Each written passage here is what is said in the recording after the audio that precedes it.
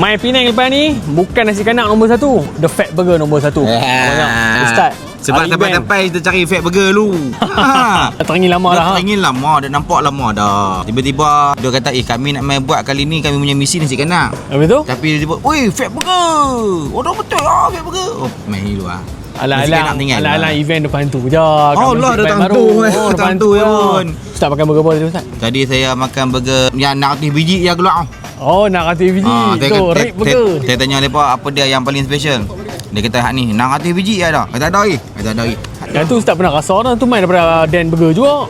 Kalau Kedah. Dan burger saya rasa dia punya ni je, bukan burger. Dia punya brisket tu. Brisket tu. Tu pun sekali je. So, burger.